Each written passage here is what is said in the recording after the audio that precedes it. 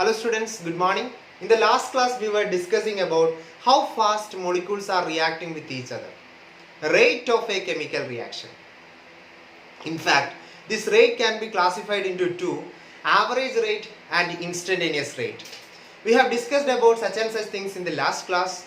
Now we will be focusing on another interesting topic, order of a chemical reaction. Let's see what this order is. First of all, imagine that we are in a chemistry lab. Just now we have completed a chemical reaction and we have the observation table of that reaction. We have noted the rate of that chemical reaction. So where we are now? At chemistry lab. Just now we have completed a chemical reaction and we have the perfect record of that reaction. Okay, let's see that record. See, first trial, an experiment is having different trials. So this experiment was also having different trials. In the first trial, concentration of A was 0.1 molar, concentration of B 0.2 molar, concentration of C 0.5 molar. Okay. Now, listen here. Rate was 2 mole liter raised to minus 1 second raised to minus 1. 2 mole liter raised to minus 1 second raised to minus 1. I hope you remember about the unit of rate. Unit of rate is mole liter raised to minus 1 second raised to minus 1. This we have discussed in the last class. Now in the second trial, what I am doing is, I am changing the concentration. Concentration of A was 0.1 itself, concentration of B was 0.2 itself, concentration of C became 0.8 molar. Only concentration of C changed. Remaining two are constant. What happened is, nothing happened. Rate was the same, 2 mole liter raised to minus 1 second raised to minus 1. There was no change to the rate. What does this mean? This means that there is no role for C in rate of a reaction. Concentration of C is having no influence. That is, rate directly proportional to concentration of C raised to 0. Zero influence. See, concentration of C changed, but rate doesn't change. So, concentration of C having a power of 0. C is having no influence in the rate. Now let's see. In the third trial, what I have done is, concentration of A became 0.2 molar. Concentration of A became 0.2 molar. Concentration of B was 0.2 molar itself. Concentration of C 0.8 molar. Compare these two rows. Now compare these two rows. What you can see? No change for B, no change for C. But A was doubled. And so is the rate, 4 mole liter raised to minus 1 second raised to minus 1. When concentration of A was doubled, rate was also doubled. When concentration of A was doubled, rate was also doubled. This means that in this relation between concentration of A and rate, A is having a power of 1. That's why when A doubled, it became 0.1, 0.2 it became. Rate also doubled. If concentration of A triples, rate also will become tripled. If concentration of A is halved, rate will also be halved. Whatever change is happening to concentration of A, same change is happening to rate. That means power of A is 1. Are you following? Yes. One more trial, fourth trial. This is 0.2 molar itself. This was 0.4 molar, 0.8 molar. Now see what happens to the rate. 16 mole liter raised to minus 1 second inverse. That means here concentration of A is constant. Compare these two rows, last two rows. Concentration of A didn't change. Concentration of C didn't change. Only concentration of B changed. Concentration of B was doubled. What happened to the rate? Rate became 4 times. doubled, rate became 4 times. What is the relation between 2 and 4?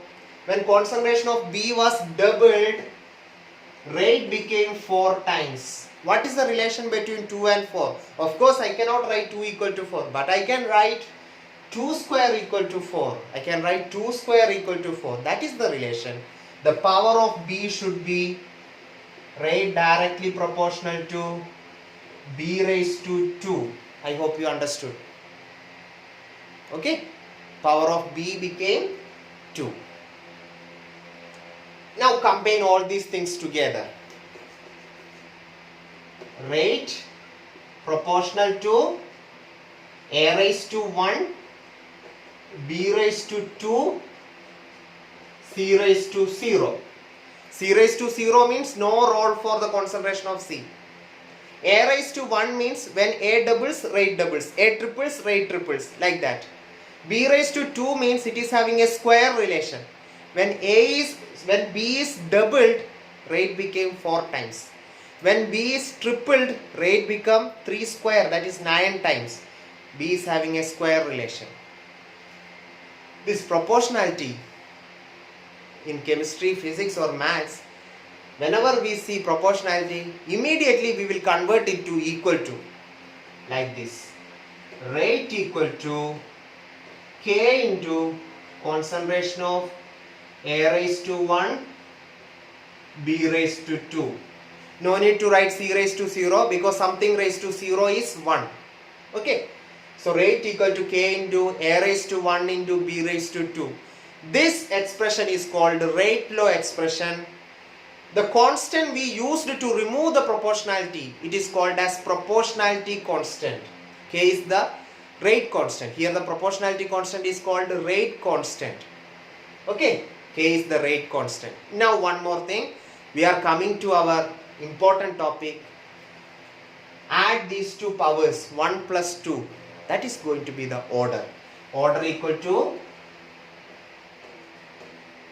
1 plus 2 equal to 3. I hope you understood how to find out rate law expression and how to find out order from that. Is it clear for everyone? Yes. Yes. Our rate law expression was rate equal to K into A raised to 1 B square. So what is order? You add this 1 and 2. 1 plus 2. 1 plus 2 equal to 3. This is the order. So how we will define order? Order is a sum. Sum of what? Powers. Powers of what? Concentration. Concentration of reactants. So I will conclude it like this. It is the sum. I will give you a short form. Sum of the powers of concentration of reactants. You remember it as SPCR. It is a sum. Sum of what? Powers. Powers of what? Concentration. Concentration of what? Reactants. Sum of the powers of concentration of reactants in the rate law expression. That is what called as order. So what is order? Once again I will define. It is the sum of the powers of the concentration of reactants in rate law expression. Okay. Order is obtained experimentally, isn't it?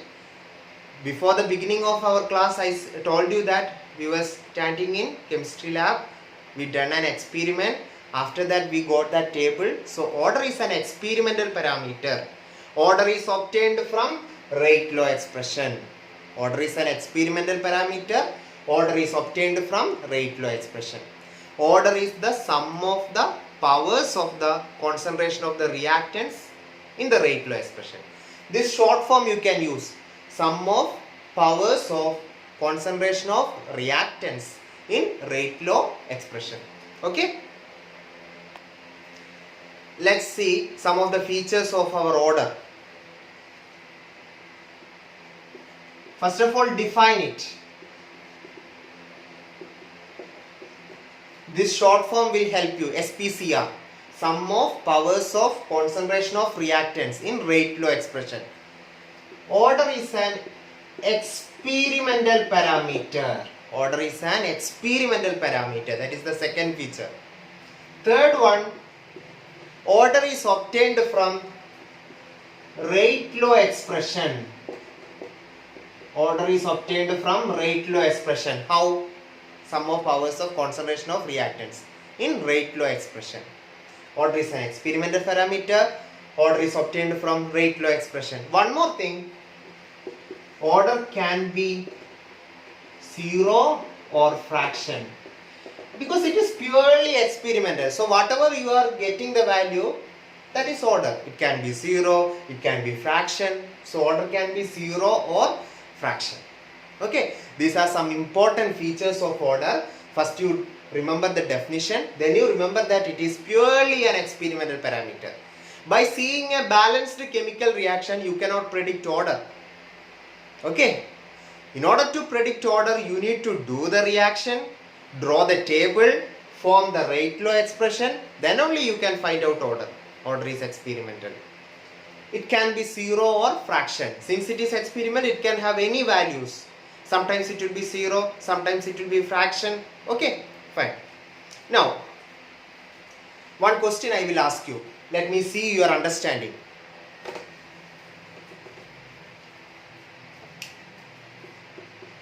N2 plus 3H2 giving 2NH3. A well-known reaction. N2 plus 3H2 giving 2NH3. Haber process. My question is, what is the order of this reaction? What is your answer? Pause for a while and think. What is your answer? What is the order of this reaction? Yes. Answer is, we cannot predict the order by seeing the reaction. By seeing the reaction, we cannot predict order. In order to predict order, we need to do the experiment. By seeing a reaction, nobody can predict order. Is it clear for you? Now, but by seeing a reaction, we can predict something else. That is called molecularity.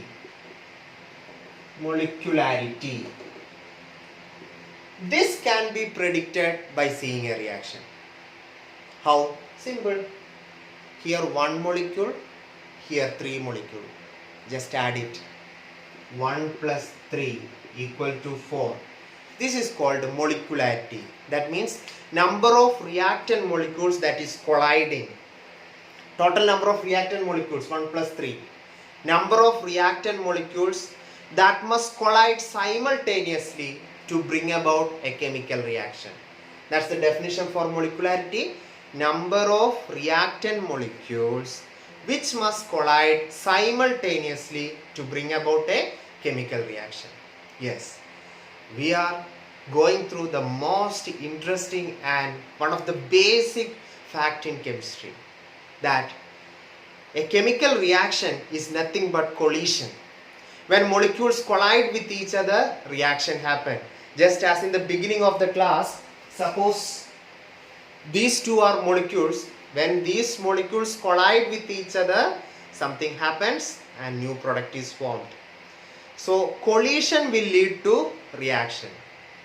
Number of reactant molecules that collide simultaneously, it's called as molecularity. Number of reactant molecules that must collide simultaneously to bring about a chemical reaction is called as molecularity. I hope you got the definition. You can pause the video and write the definition. Now, from where did we obtain this molecularity? It is a simple thing. It's a theoretical parameter. It is obtained from balanced chemical reaction. See how easily I got molecularity 1 plus 3, 4. It is a theoretical parameter. It's obtained from balanced chemical reaction. It's a theoretical parameter and is obtained from balanced chemical reaction. Okay. Now shall we compare order and molecularity? That will be interesting. If you draw a table, shall we? Yes, let's see.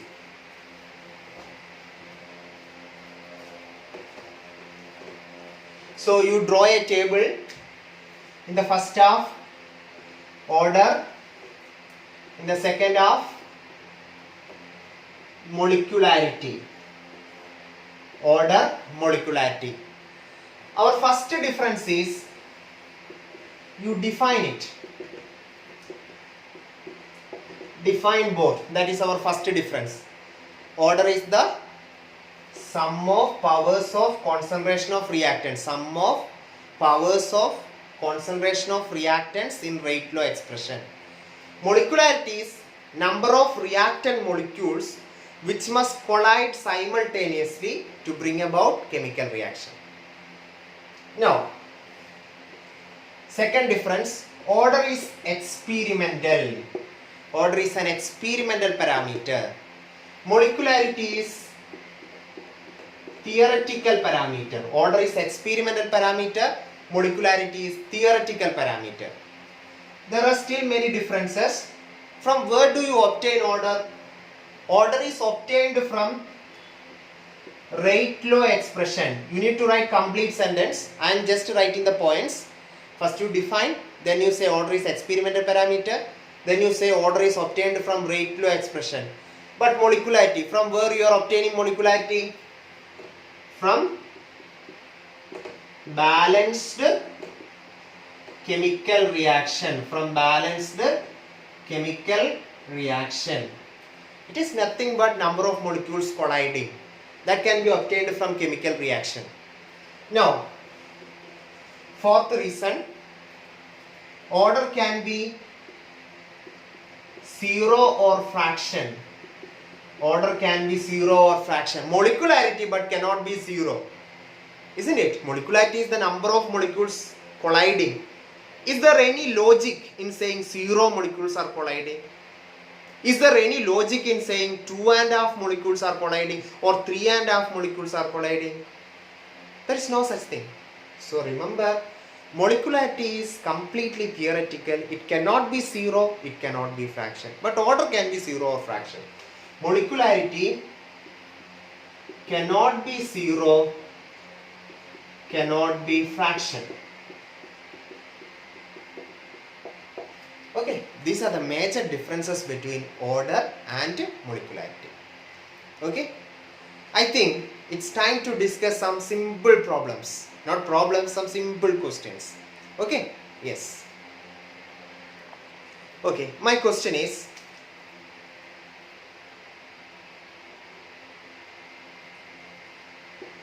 SO2 plus O2 giving SO3. What's the molecularity of this reaction? SO2 plus O2 giving SO3. What is the molecularity of this reaction? Here one molecule, here one molecule. So 1 plus 1 equal to 2. Wrong. You forgot to do something. You forgot to balance the reaction. Molecularity is obtained from balanced chemical reaction. So I will balance the reaction first. 2SO2 plus O2 giving 2SO3. 2SO2 plus O2 giving 2SO3. Now you find out molecularity. 2 plus 1 equal to 3. This is the molecularity of this reaction. Okay. So remember this. Before finding molecularity, it should be a balanced chemical reaction. You need to ensure that. Okay. Fine. What is the order of this reaction? What is the order of this reaction? Cannot be predicted because no experimental data is given. By looking at the reaction, you cannot predict order. Okay. Yes, one more question to check your understanding. Okay. Listen.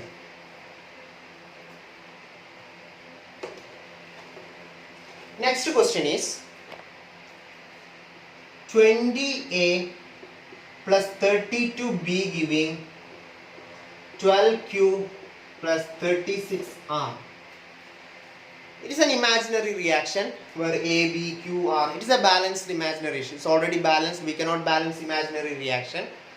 What is the molecularity? 20A plus 32B. So I am finding 20 plus 32 equal to 52. 20 plus 32 equal to 52. But this is wrong. This is wrong. Why? I told you molecularity is the number of reactant molecules that must collide simultaneously. Do you believe that 52 molecules will react simultaneously? 52 molecules will collide simultaneously? Impossible. maximum 3 molecules or 4 molecules can collide simultaneously, isn't it? Not more than that. So your answer should be, it is a complex reaction. It is not proceeding through a single step. It is having so many steps. It is a complex reaction that proceeding through so many steps. For a complex reaction, molecularity is not defined. Your answer should be like that. Division by 0 is not defined. Tan 90 is not defined. Like that, molecularity of a complex reaction is not at all defined. Because it is having so many steps, we cannot predict it with a reaction. It is not simply 20A and 32B reacting together. It will be something like A reacting with B, another product is formed that again react with A, this product will again react with B, like that. So many steps it will be having. Such a reaction having so many steps is called a complex reaction. For a complex reaction, that is understood through the large numbers. For a complex reaction, order is not defined. For complex reactions, order is not defined. Order is not defined. This will be enough. Okay? Yes. Please write down. Okay. Unit of rate that you know. Unit of rate. It is mole liter raised to -1 second raised to -1. Unit of rate is mole liter raised to -1 second raised to -1. What will be the unit of rate constant in rate law expression? I hope you remember rate law expression. Something like this: rate equal to K into A square in A into S square into B, like this. This is rate law expression. Of this is called rate constant. This is rate. Unit of rate you know, mole liter raised to -1 second raised to -1. We will find out the unit of rate constant. What is going to be the unit of rate constant? We shall see.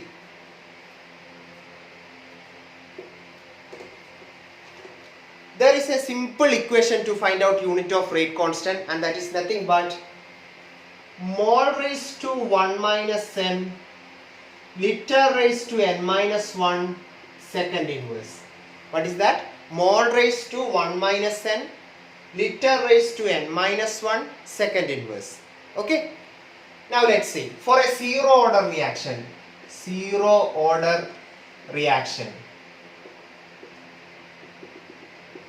I will give you a homework. Find out examples for different zero order reactions. One example I will give. All enzyme catalysis are zero order reaction. All enzyme catalysis are zero order reaction. Okay, our body contains too many enzymes. All the enzyme catalysis reaction are zero order reaction. Still there are so many other examples. Decomposition of Hi on gold surface, decomposition of NH3 on platinum surface. All these are examples for zero order reaction. You find out examples for zero order reaction. It is given in the NCERT textbook. Okay. Now let's find out the unit of rate constant. Here instead of n you substitute 0. So mole raised to 1 minus 0, it is 1. Liter raised to 0 minus 1, minus 1 second inverse. For zero order, unit of rate and unit of rate constant both are same for zero order. First order, it is very interesting. You see, first order. For first order, we need to substitute 1. Instead of n, we need to substitute 1. So, mole raised to 1 minus 1. What is mole raised to 1 minus 1? 0. Liter raised to, again 1 minus 1. 0. Second inverse. So, dear students, it will become second inverse. One more thing. For second order also we will define. Second order. Mole raised to 1 minus 2 minus 1. Liter raised to 2 minus 1, that is 1. Second inverse. Mole raised to minus 1, liter raised to 1, second inverse. Is it clear for you? This is the way to find out the unit of rate constant. Finding out examples for rate constant, you do it alone. It is given in your NCERT textbook. Consider it as a homework. Okay. Okay. Let's wind up our session with one final question. Okay. We need to consider the rate law expression. Rate equal to K into A square into B cube. Our first question is find out the order. Order equal to what? Can you find out the order? It's simple. 2 plus 3, 5. Even 5 is very rare because 5 molecules reacting together, it is very hard to believe. Anyway, it is okay. Now, unit of rate constant, unit of K. This K should be small letter. Capital K is equilibrium constant. That's another thing. Rate constant is small k. Unit of K. What would be the unit of K? It is fifth order. We have the equation mole raised to 1 minus n, liter raised to n minus 1, second inverse. Okay. So instead of n, we will substitute 5. So mole raised to 1 minus 5, liter raised to 5 minus 1, second inverse. Our final answer is mole raised to minus 4, liter raised to 4, second inverse. Okay. So this much we want to discuss. Dear students, in today's class we discussed about order of a reaction, how it is different from molecularity, how you can find out rate law expression, order, etc. from a table, isn't it? Then we have discussed about unit of rate constant. Okay. So remaining we will discuss in our next class. Thank you. See you.